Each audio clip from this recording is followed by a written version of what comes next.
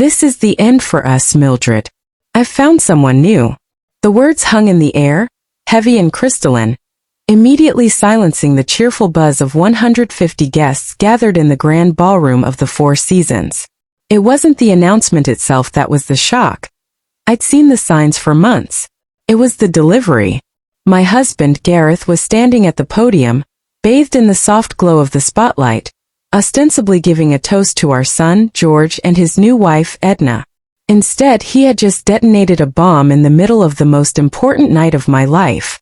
The microphone crackled slightly, amplifying the sickening sincerity in his voice. He hadn't lowered his gaze, not even for a flicker, holding my eyes from across the room as if to ensure I received the full impact of his narcissistic performance. "I know this is not the traditional setting for such an announcement," Gareth continued, his voice now a low, practiced rumble. "But I believe in honesty. Mildred and I have grown apart. She's a wonderful woman, an exemplary mother, but she's not the partner I need for the next phase of my life." He paused, letting the implication that I was somehow insufficient settle over the room like a toxic fog. My son George was halfway out of his seat, his face a mask of scarlet fury and shame. Edna's hand was clamped over her mouth. The sound of a champagne glass shattering somewhere near the head table was the only immediate auditory reaction besides Gareth's smug voice. "We'll handle the legal specifics quietly," he assured the room, a dismissive wave of his hand implying the matter was already concluded. "But I wanted to celebrate our son's future while simultaneously clarifying mine. The divorce will be amicable. Mostly." He gave a small, condescending nod to me, then turned his back to raise his glass, a triumphant martyr looking to move on. He'd stolen my joy, stolen my son's moment, and publicly stripped me of my dignity, all in one cruel, efficient monologue. Every eye was on me. Pity, judgment, and morbid curiosity swirling together. I felt the immense pressure of their gaze, the immediate agonizing spike of public shame. For a moment the world dissolved into noise. Then, an intense, cold clarity descended. I didn't move. I didn't cry. I didn't shout. I simply straightened my spine in the plush chair, lifted the delicate silk shawl from my shoulders, and rested my hands on the table. The tears that had threatened to erupt were instantly and permanently sealed away. I took a deep breath and smiled because there was something my dear husband didn't know. This betrayal wasn't the beginning of my pain, only the grotesque culmination of years of quiet, systemic disrespect.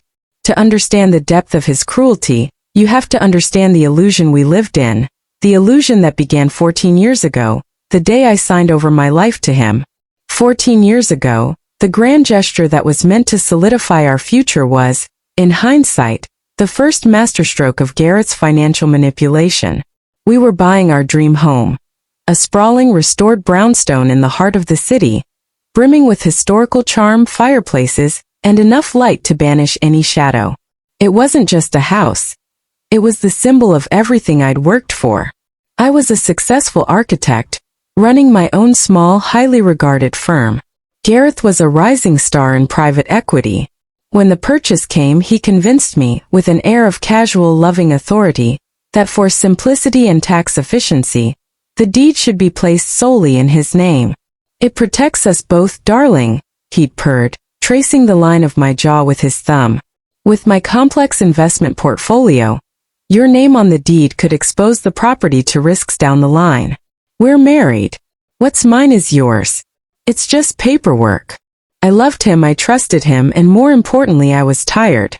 I was pregnant with George and juggling the merger of my firm with a larger corporation. The fine print was the last thing on my mind.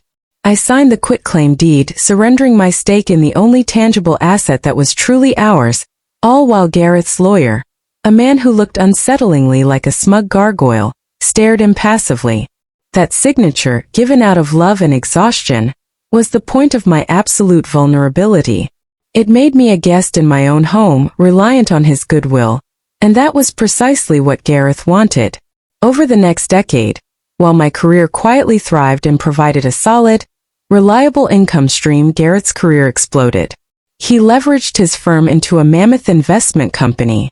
Our life became defined by luxury and the subtle, chilling shift in his demeanor from equal partner to benevolent owner.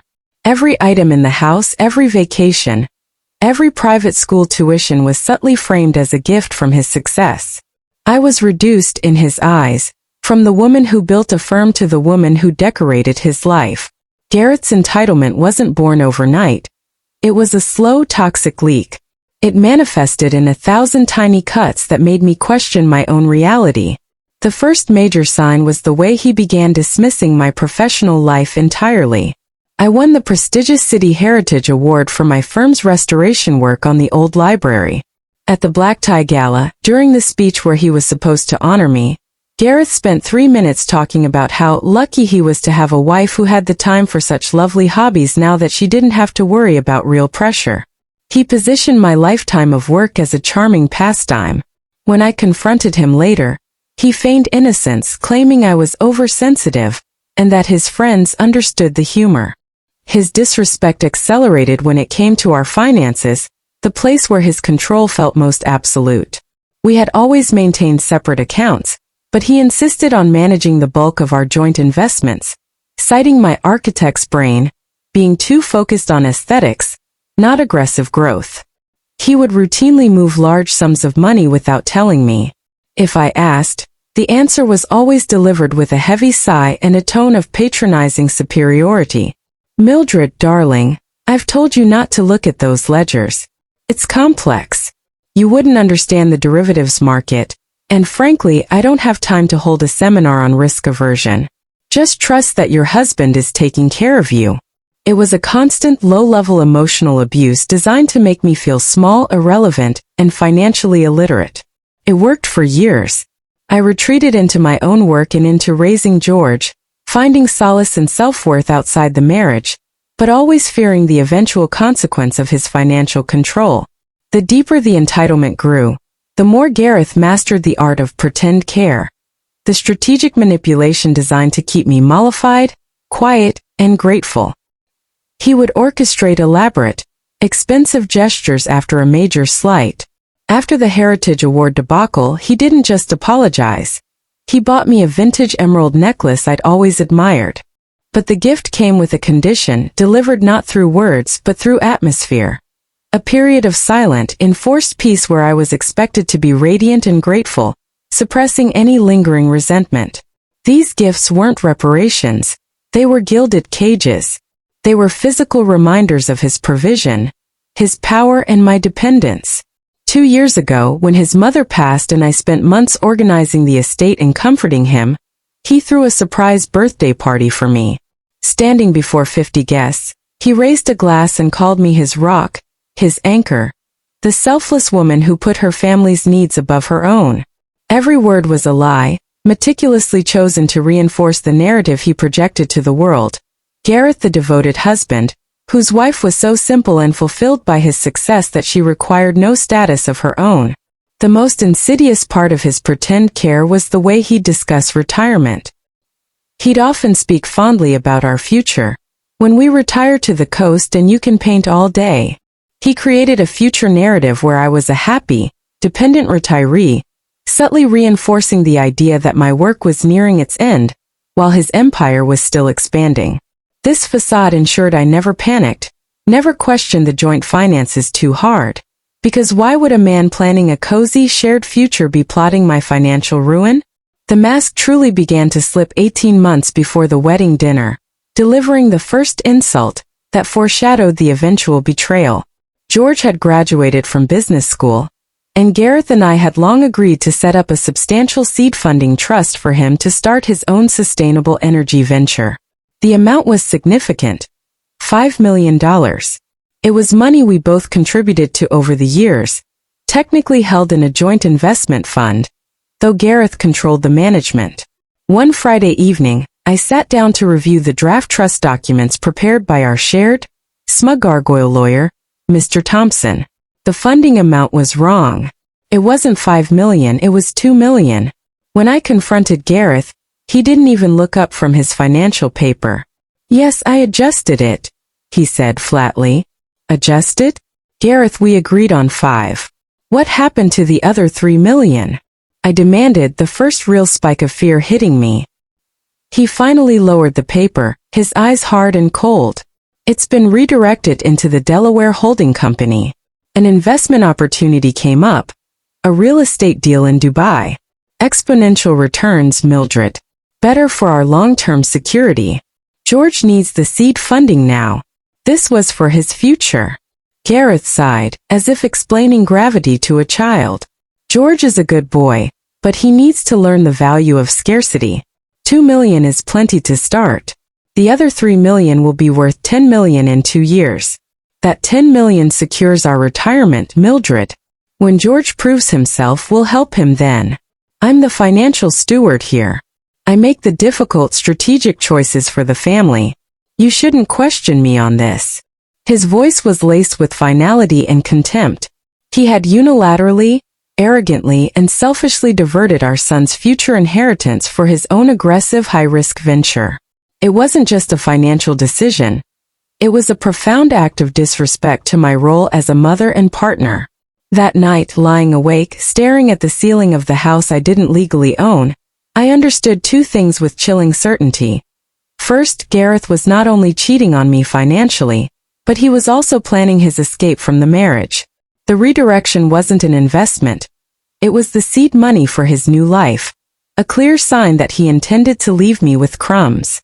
Second, I realized I couldn't trust him with our son's future or my own. It was the moment the docile wife died. The architect, the meticulous planner, the one who saw the foundation cracks that everyone else missed, was reborn.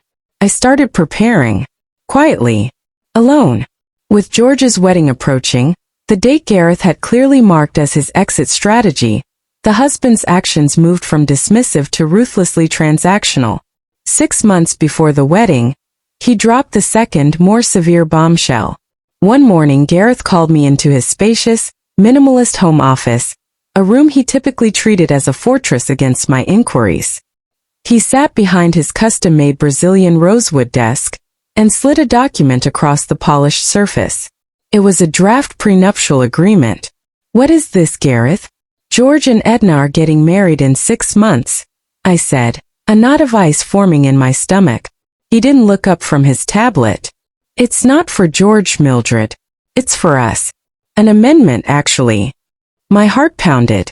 An amendment to what? We didn't have a prenup. Precisely, he said, finally lifting his gaze, his eyes entirely devoid of warmth. And that was a mistake financially. We need to formalize the division now ahead of time. It simplifies things.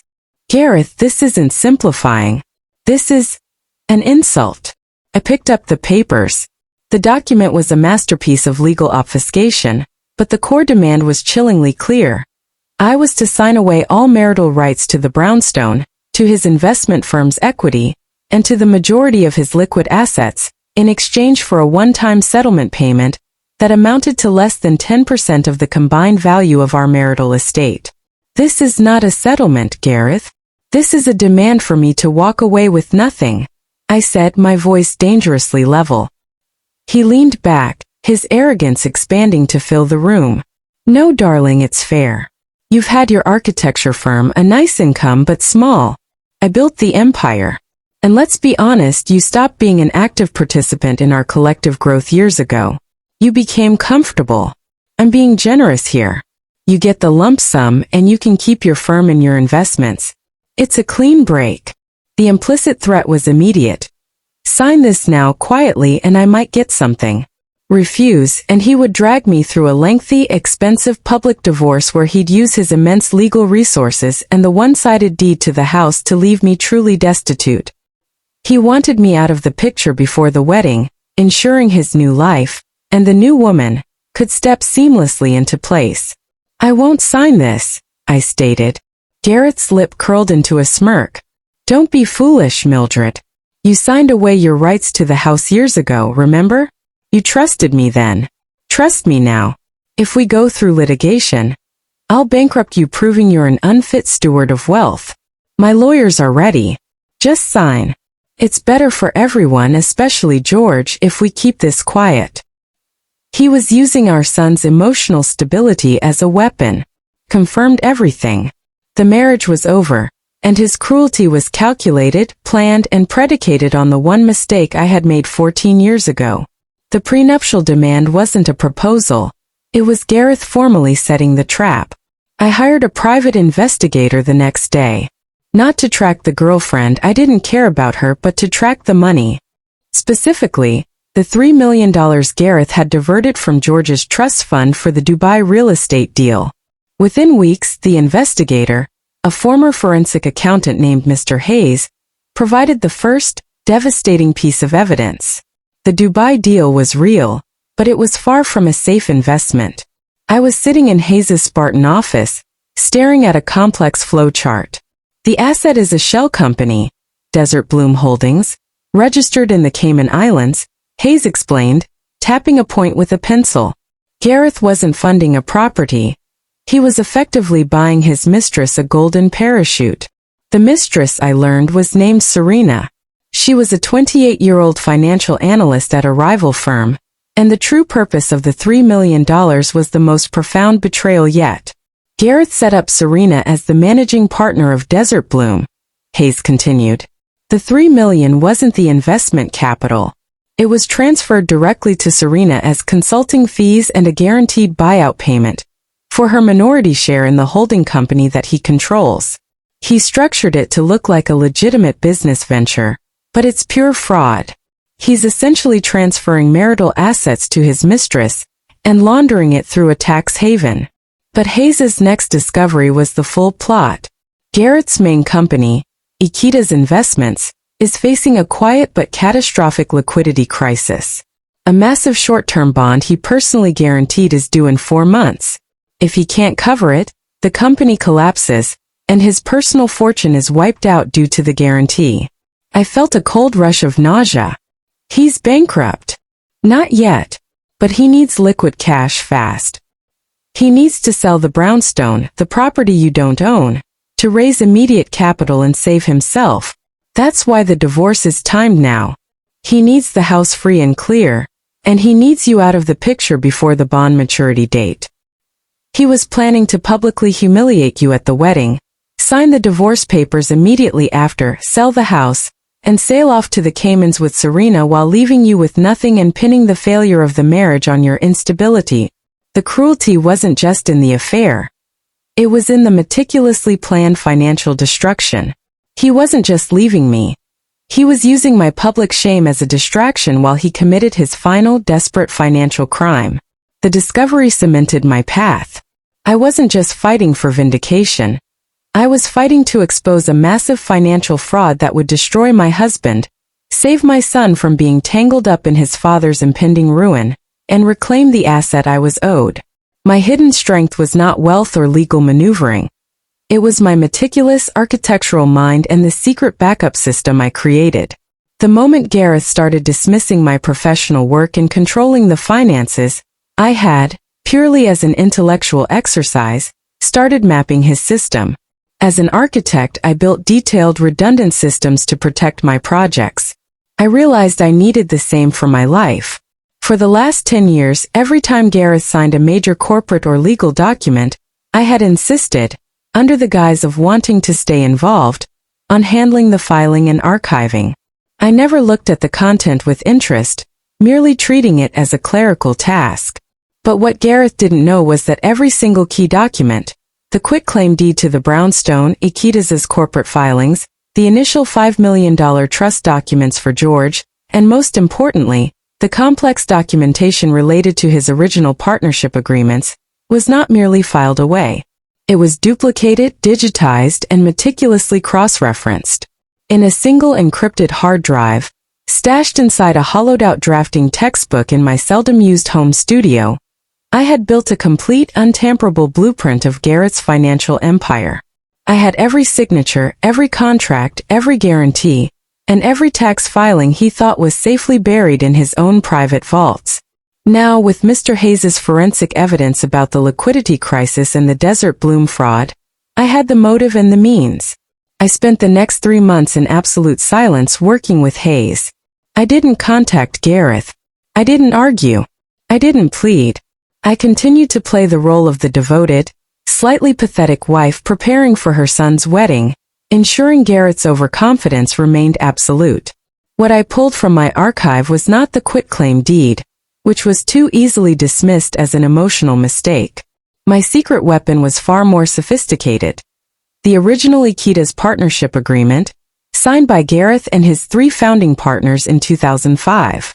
This document, which Gareth believed was locked away in his firm's vault, contained a crucial, powerful clause that he, in his arrogance, had long forgotten. I scanned the relevant page, confirmed the legal language with Hayes, and then printed 3 copies. I filed for a confidential restraining order on the sale of the brownstone, citing evidence of marital asset fraud. I prepared a package of evidence detailing the Desert Bloom scheme. And I waited. The date was set for the showdown. 2 days after George and Edna's wedding, the exact moment Gareth expected to finalize the quick, quiet settlement and begin the sale. He planned the betrayal at the wedding dinner. I planned the revenge for the moment of his greatest financial necessity. 2 days after the wedding, 2 days after Gareth's announcement had shredded my reputation and stained my son's happiest memory, we met in the chambers of Judge Harrison, a notoriously conservative family court judge known for favoring clear, documented property rights over emotional claims. Gareth arrived with Mr. Thompson, the smug gargoyle lawyer, and an air of absolute casual victory. He looked well-rested, wearing a bespoke suit radiating confidence, as if this was a mere administrative step before his new life truly began. I was represented by a quiet, sharp female attorney, Ms. Reyes, who focused intently on her notes, knowing we were walking into a legal slaughterhouse based on the house deed. Gareth, however, insisted on speaking first, framing the divorce not as a mutual failure, but as my fault. Your Honor, Gareth began, leaning forward toward the judge with a practiced charm. We are here because my wife, Mildred, has become resistant to the amicable resolution I proposed. She is struggling to adjust to the reality of the situation, and frankly, she's wasting the court's time over an asset that is clearly, legally, and singularly mine. He painted me as the emotionally volatile, clinging ex-wife. Mildred has always been financially risk-averse, Your Honor. She was happy to be the supportive spouse. When we bought the brownstone, it was my capital, my business acumen, and my explicit request that the title remain solely in my name to protect it from potential liabilities tied to my firm. She agreed. She signed the quitclaim deed. She was fully represented at the time. To suggest now, 14 years later, that she is suddenly entitled to half the equity, or to block the sale I require for my business continuity, is simply vindictive. Mr. Thompson stood up, placing the original, undeniable quitclaim deed on the table. It was the physical representation of my fatal mistake. The document is clear, Your Honor, Thompson stated, his voice dry and echoing. Mrs. Mildred Vance has no legal claim to the property. She received a generous settlement offer, a one-time payment of $3 million, which she rejected. We asked the court to dismiss her frivolous restraining order on the sale, grant Mr. Vance the right to proceed with the asset liquidation, and require Mrs. Vance to vacate the premises within 30 days. Gareth shot a look across the table, a quick, condescending flash of pity and triumph. You had your chance, you idiot. Now suffer. When Ms. Reyes stood up, her argument was necessarily weak on the primary asset. Your Honor, while the deed is in Mr. Vance's name, the funds used to purchase and maintain the property were derived from marital earnings. Mrs. Vance's architecture firm has provided consistent, substantial income, supporting the family's lifestyle for 2 decades, freeing Mr. Vance to take greater risks. We are arguing for commingling of assets and Mrs. Vance's non-monetary contribution to the marriage. Judge Harrison, however, was unimpressed. He tapped the quitclaim deed with his pen. Ms. Reyes, while I appreciate the emotional context of a long marriage, the law requires clear ownership. Mrs. Vance legally relinquished her claim to the property. Unless you have definitive, compelling evidence of fraud or duress at the time of signing, the deed stands. Mr. Vance appears to be offering a generous settlement, considering the legal reality. The air pressure in the room seemed to drop. Gareth was smiling, openly victorious. This was the moment of protagonist's despair. Every word the judge spoke affirmed Gareth's power. I was not just losing the house. I was losing the foundation of my life, my home, and being legally categorized as a greedy, emotional liability trying to disrupt a legitimate man's business affairs. The vindication I craved felt a million miles away. Thompson then twisted the knife further, bringing up the Desert Bloom transaction, which Gareth had cleverly documented as a legitimate corporate expense. Furthermore, Your Honor, Thompson drawled, Mrs. Vance's attorney has submitted claims about Mr. Vance diverting funds into a company called Desert Bloom Holdings.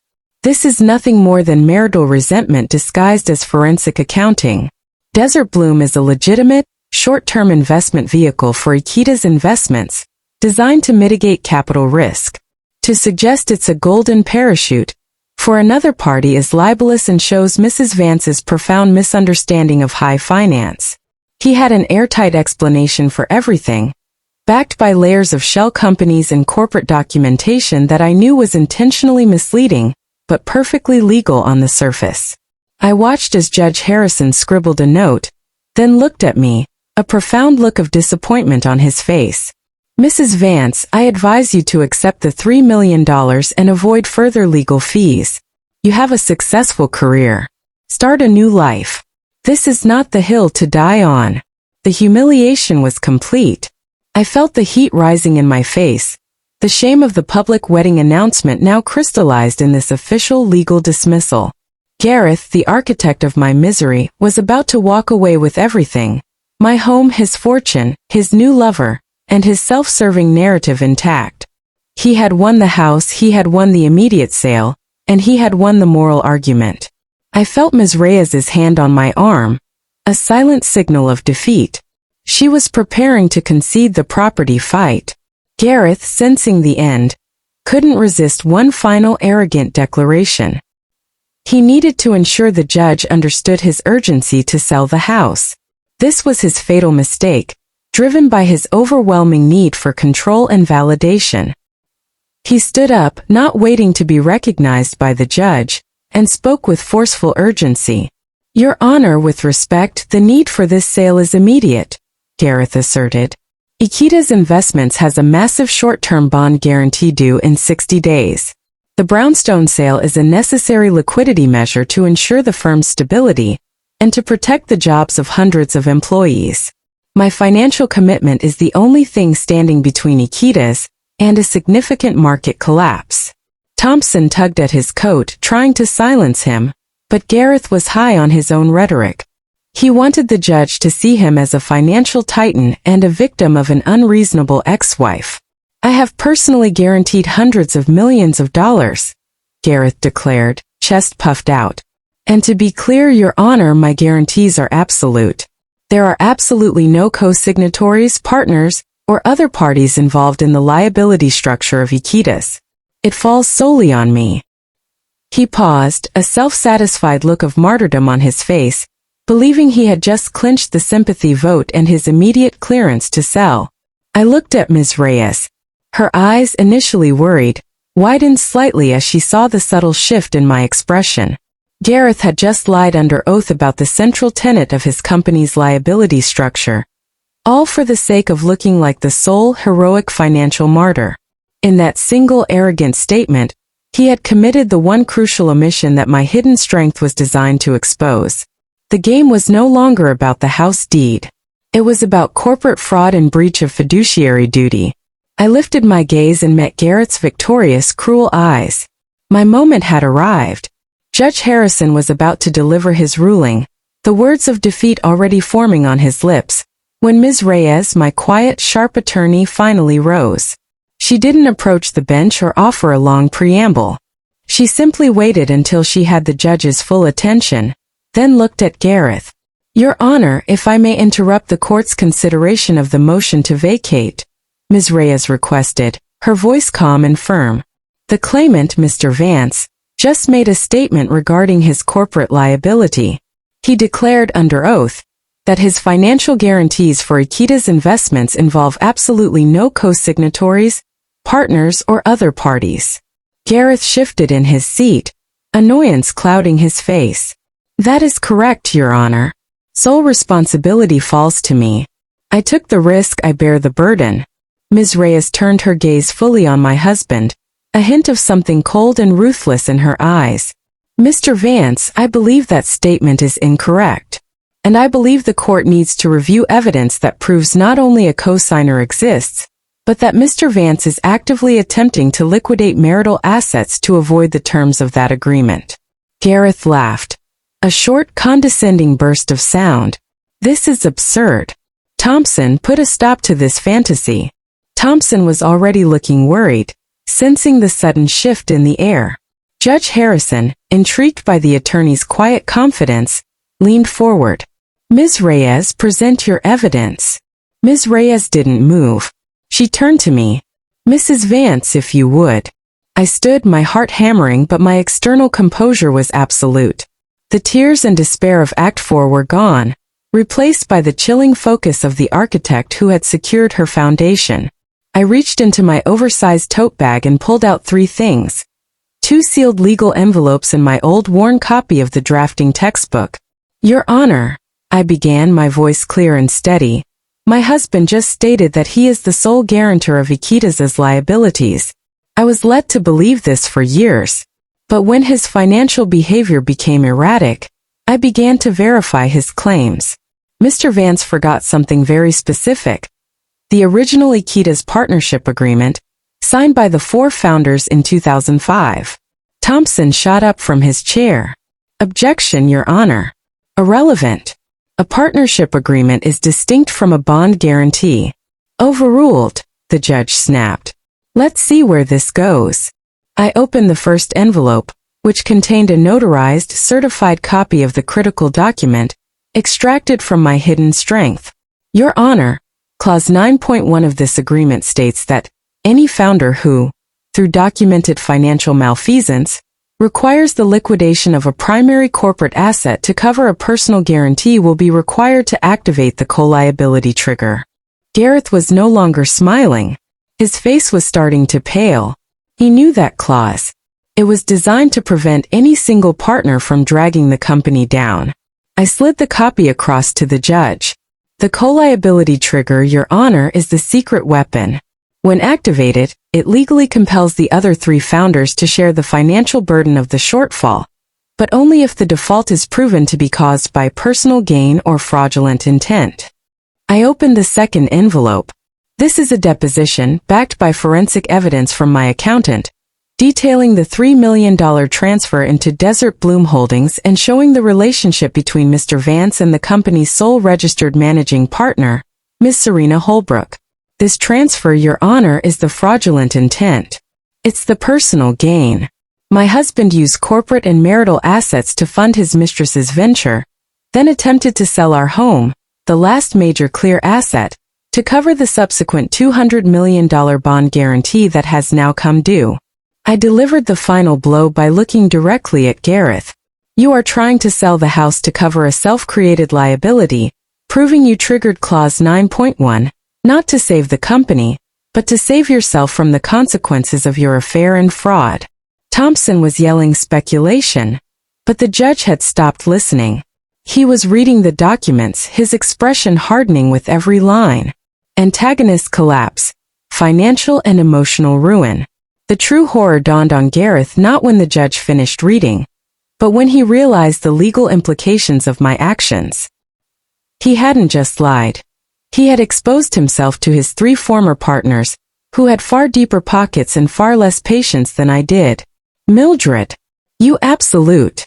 Gareth started, his composure finally shattering, his voice cracking with volcanic rage. Ms. Reyes interrupted him instantly. Your Honor, we submit this evidence not to claim the house, but to prove the corporate financial malfeasance and the impending collapse. Mr. Vance's partners have been notified this morning of the activation of Clause 9.1. That sentence was the total reversal. Gareth understood immediately. The partners wouldn't just pay. They would sue him for fraud, breach of fiduciary duty, and punitive damages. They would strip him of his equity, his firm, and his reputation to cover their mandated share of the liability. Gareth's face went a sickening mottled white. He looked at me, no longer seeing his meek, dependent wife, but a cold, calculating enemy who had played a longer, deeper game than he could have ever conceived. "You knew," he hissed, half rising from his chair. "The textbook. You kept copies." Thompson grabbed his arm, pulling him back down. "Mr. Vance, silence." Gareth's collapse was spectacular and absolute. He began to sweat profusely, his tailored suit suddenly seeming like a straitjacket. He was ruined. The one document he thought was safely buried in the Ikita's archives, the partnership agreement, had been in my possession for years. His arrogance in believing I was financially naive had been his downfall. He had walked into the courtroom hoping for a quick, lucrative exit. He was leaving with corporate ruin and the threat of severe lawsuits. He looked at me one last time, his eyes burning with a hatred so intense it felt physical. I just stared back, unblinking, letting him absorb the full bitter taste of his defeat. He bolted from the chair, pushing past Thompson, unable to bear the weight of the judge's judgmental stare and my quiet victory. He didn't flee the city. He fled the reality I had just constructed for him. Judge Harrison slammed his gavel down, bringing the chaotic chamber to order. He then delivered the final, devastating legal summary. Given the compelling evidence of corporate fraud, the potential breach of fiduciary duty, and the immediate need to secure marital assets from impending collapse, the judge stated, his voice ringing with authority, the court is compelled to impose an immediate, full asset freeze on Mr. Gareth Vance, Ikita's investments, and all related shell entities, including Desert Bloom Holdings. He looked at Ms. Reyes. The restraining order on the brownstone sale is not only maintained but is now strengthened. Mrs. Vance, you are granted immediate, sole occupancy of the property. But the vindication went deeper than the house. Furthermore, the judge continued, due to the nature of the misappropriation of funds originally earmarked for his son's trust, the $3 million diverted into Desert Bloom Holdings is immediately seized and directed to be held in trust for Mr. George Vance. Mr. Vance's personal assets and corporate equity are now subject to immediate litigation by his former partners. Gareth didn't just lose the house and the mistress's fund. He lost his entire company. His partners, once they took over Ikita's and absorbed the liability, would undoubtedly sue him into oblivion to recoup their costs, leaving him with nothing. The $3 million he tried to steal for his new life was now secured for our son's future. The house I'd signed away was now mine, legally secured against his financial ruin. I looked at my drafting textbook, my silent co-conspirator for over a decade. The architect had protected her foundation. I had gone from the publicly humiliated, financially vulnerable wife to the one holding the keys to the kingdom and the evidence that had demolished a financial empire. The silence of the brownstone in the weeks following the court order was not lonely. It was liberating. The sprawling house that had once felt like Gareth's gilded cage now felt like a sanctuary, entirely and unequivocally mine. The energy of the space shifted immediately. Where once I had been cautious, tiptoeing around his entitled presence, I now walked with purpose, an owner reclaiming her domain. I immediately brought in my firm's designers. We didn't renovate, we reclaimed. Gareth's minimalist, aggressive decor was replaced by the warm, authentic craftsmanship the architect valued. His imposing home office was converted into a sunlit studio filled with drafting tables and canvases, the retirement dream he had mocked, now realized on my own terms. The greatest piece, however, was in my relationship with George. He came over a month after the final decree, bringing Edna. He didn't speak about the wedding dinner betrayal or the subsequent court battle. He didn't have to.